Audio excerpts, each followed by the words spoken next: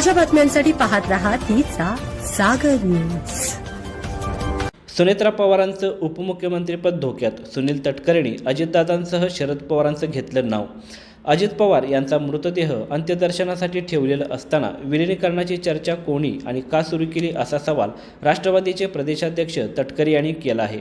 विलिनीकरणाबाबत अंत्यसंस्काराआधीच मुलाखती देण्यामागे नेमका काय उद्देश होता असा सवालही सुनील तटकरे यांनी विचारला।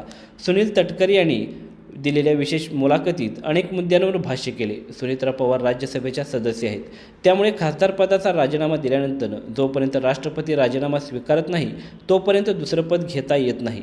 आत्ताच्या घटकेला सुनेत्रा पवारांनी राजीनामा दिला होता, मात्र तो स्वीकारला गेला होता का याबद्दल कुठलीही माहिती नाही। सुनेत्रा पवारांनी थेट उपमुख्यमंत्री पदाची शपथ घेतली आहे, पण तसं न करता संवैधानिकसाठी त्यांनी पहिले राज्यमंत्री किंवा कॅबिनेट मंत्रिपदाची शपथ घेतली पाहिजे होती, कारण उपमुख्यमंत्रीपद हे संवैधानिक पद नाहीये। त्यामुळे सुनेत्रा पवारांचं उपमुख्यमंत्रीपद धोक्यात आहे असा दावा सार्वजनिक कार्यकर्त्या अंजली दमानिया यांनी केला होता। या सगळ्या चर्चांवर सुनील तटकरे यांनी प्रतिक्रिया दिली आहे।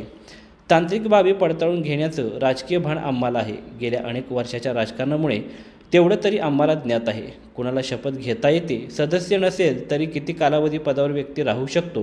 1991 सालचं अजित पवार यांचं उदाहरण आहे, शरद पवार यांचं उदाहरण आहे, असं सुनील तटकरे यांनी स्पष्ट केलं। सुनेत्रा पवारांनी तातडीने उपमुख्यमंत्री पदाची शपथ घेतली नाही। आम्ही 72 तासानंतर शपथविधी केला, तातडीने नाही। शासकीय दुखवटा संपल्यानंतर सुनेत्रा पवारांनी शपथ घेतली, असंही सुनील तटकरे म्हणाले। अजित पवारांचं शव अंत्यदर्शनासाठी ठेवलेलं असताना विलिनीकरणाची चर्चा कोणी आणि का सुरू केली? विलिनीकरणाबाबत अंत्यसंस्काराआधीच मुलाखती देण्यामागे नेमका काय उद्देश होता?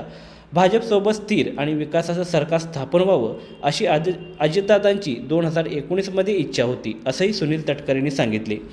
आज सर्वजण विलिनीकरणाबाबत चर्चा करताना दिसत आहेत। खरंच विलिनीकरण होणार होतं का?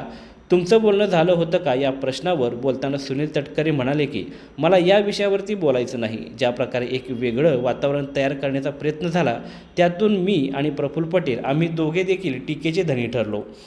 सुनेत्रा वहिनींनी ज्या प्रकारे स्वतःला सावरून त्यांनी पक्षाला आत्तापर्यंत दादांनी ज्या विचारांना पुढे नेलं त्या विचारांना पुढे नेण्यासाठी ताकद देण्यासाठी वहिनींनी या प्रसंगाला सामोरं जाऊन पाऊल उचललं ते आमच्यासाठी महत्त्वाचं आहे। विलिनीकरण आणि कोणी कशासाठी चर्चा केली याबाबत आम्हाला काही बोलायचं नाही।